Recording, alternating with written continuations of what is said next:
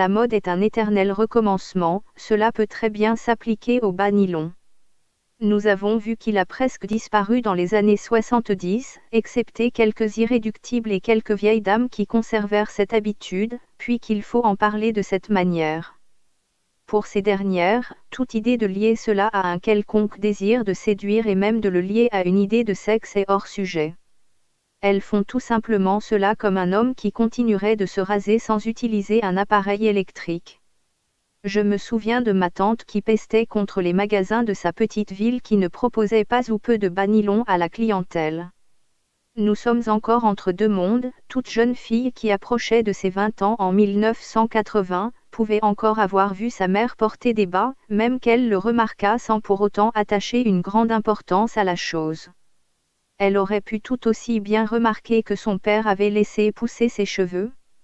Depuis les années 50, la mode est incontestablement liée à la musique, c'est son meilleur support.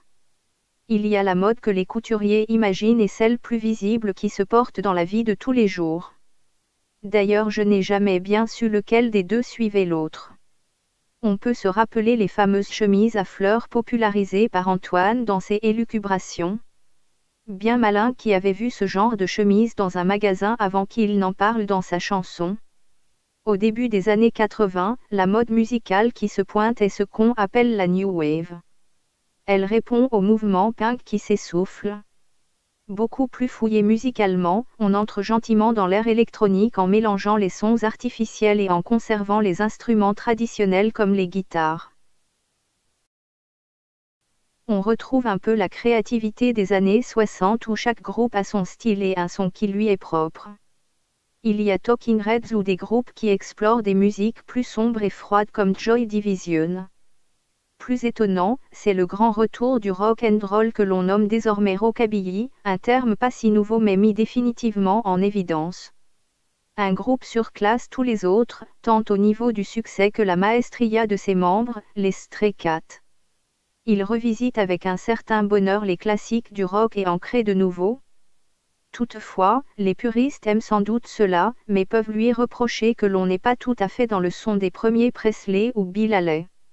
C'est normal, la technique a évolué, on ne trouve plus beaucoup d'amplis à lampe, des circuits imprimés les ont remplacés. La stéréophonie est la règle et la vidéo devient un support de présentation. Revisiter les années 50 est un plaisir qui ne va pas sans faire rejaillir la mode de cette époque. Si la subtilité de la pureté du son des années 50 peut échapper à un adolescent qui ne l'a pas connu, il s'attardera plus volontiers sur les clichés qui vont avec cette musique. Banane pour les garçons et crinoline pour les filles. Certaines demoiselles vont soigner le détail et redécouvrent les bas. Au départ ce sont de simples bas tenus par un de ces porte-jartelles achetés en grande surface, c'est toutefois un bon début. D'après mon expérience, je dirais que c'est le début et le renouveau du bas porté publiquement, autrement que dans un arrangement de chambre à coucher. Pour avoir pas mal fréquenté les concerts et festivals de ces années-là, j'ai souvent eu l'occasion de voir des dames ou demoiselles porter des bas, et ce n'était pas décollant, croyez-en un expert. Pour mon plus grand plaisir, j'ai revu de véritables bas à coutures et à diminution, un vrai paradis. Comme dans la vie de tous les jours, tout se croise et finit par se rencontrer, cela donna quelques idées à celles qui n'avaient pas une admiration spéciale pour le rock and roll. Il est certain que depuis j'ai vu des dames porter des bas assez régulièrement et presque d'une manière allant crescendo. Les dessous des années 80 illustrent bien toutes les directions que peuvent prendre les styles de vie. La liberté est quasiment totale, on détourne d'une manière ou d'une autre les accessoires traditionnels. La fameuse culotte sloggy est un croisement entre le lycra et le coton, et elle acquiert la réputation de se laver à de hautes températures, ce qui a le pouvoir de tuer tous les microbes sans l'ombre d'un doute. C'est avant tout un argument publicitaire finement trouvé. Le slip masculin fait un pas vers l'appellation contrôlée. Désormais, il porte le nom du fabricant. Le caleçon devient aussi un accessoire féminin grâce à Coup de cœur. Même s'il rencontre un franc succès, on ne peut pas dire qu'il est criant de féminité. En 1984, c'est la consécration pour Chantal Thomas qui réinvente les dessous sexy, après les dessous chic de Birkin et Gainsbourg, en lui donnant une touche de modernité. Si l'on peut ne pas être toujours d'accord avec ce luxe qui ne va pas de pair avec les bourses peu garnies de billets, son grand mérite est d'avoir remis la guêpière au premier plan. La révolution la plus notable verra son avènement en 1986, c'est le retour du bas dans sa version d'immeuble. D'une certaine manière, on refait en partie le geste immuable d'enfiler son bas, mais sans la conclusion finale, celui de l'attacher à la jarretelle. Il connaît un grand succès et se vend par millions. Pour les nostalgiques du sexy intégral, c'est un moindre mal, mais qui ne saura pas offrir tout le charme de la version complète. Le bas jarretière acquiert aussi une mauvaise réputation, celle de couper la circulation sanguine. C'est sans doute vrai quand on porte la taille S alors que les jambes sont XL, mais je pense que la plupart des femmes qui ont porté ces bas ont survécu.